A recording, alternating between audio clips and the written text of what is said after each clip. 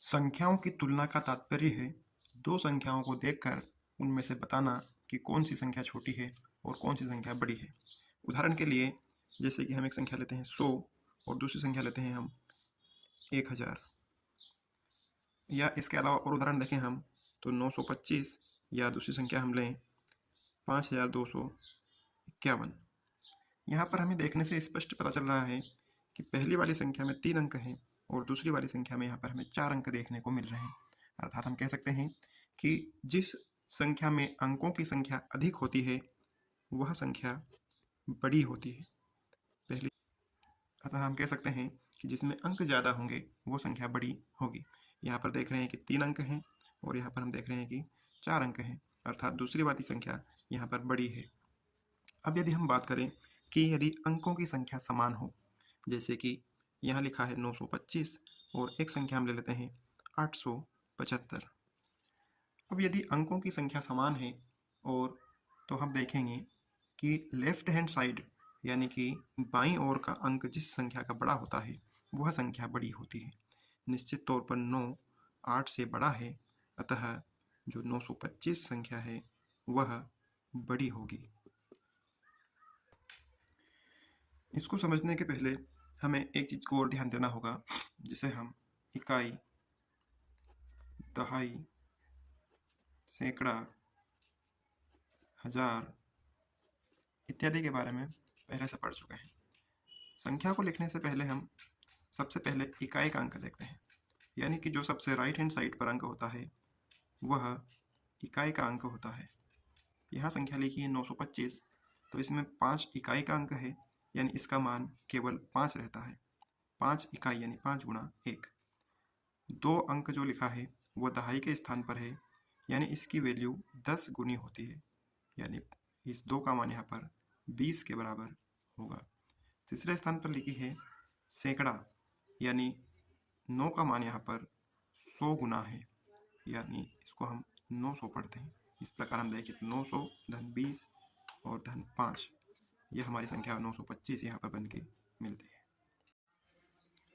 आरोही क्रम, आरोही क्रम यानी बढ़ता हुआ क्रम।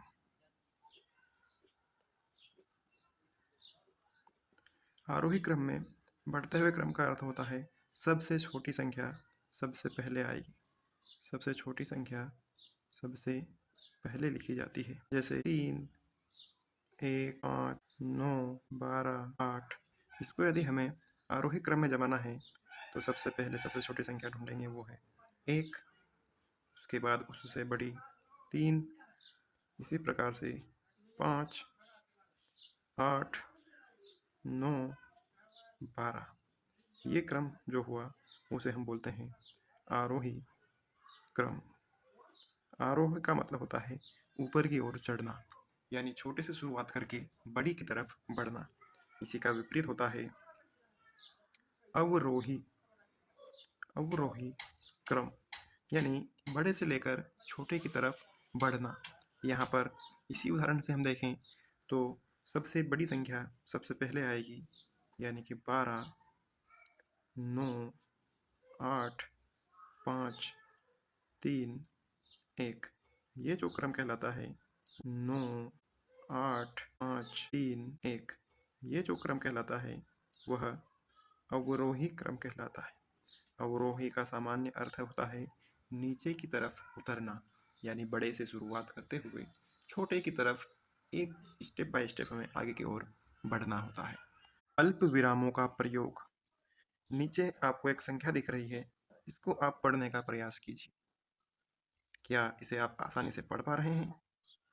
निश्चित तौर पर इसका जवाब होगा नहीं। इसको पढ़ने के लिए काफ़ी मशक्क़त हमें करनी पड़ती है। इस समस्या के समाधान के लिए हम कुछ अल्प विरामों का प्रयोग संख्याओं को आसानी से पढ़ने के लिए करते हैं।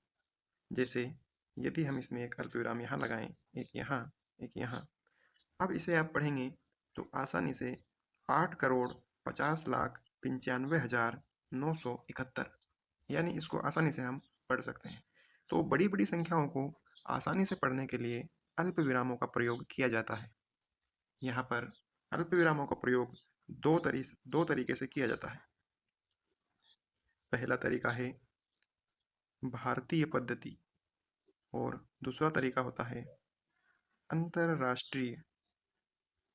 भारतीय पद्धति में जैसा कि आपने ऊपर देखा, शुरुआत का जो अल्पविराम है वह 3 अंक के बाद और उसके बाद में 2-2 अंकों के बाद में लगाया जाता है, जबकि अंतरराष्ट्रीय संख्यांकन पद्धति में अल्पविराम 3-3 अंक के अंतराल में ही लगाए जाते हैं।